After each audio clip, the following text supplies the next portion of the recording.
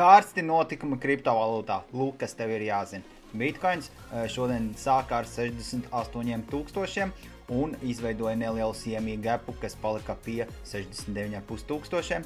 Pēc tā, kad Trumps paziņo, kad uz 5 dienām iepauzē konfliktu ar Irānu, tirgus atdzīvojās, Bitcoins uzkāpa par plus 5% un šobrīd virs 71,000.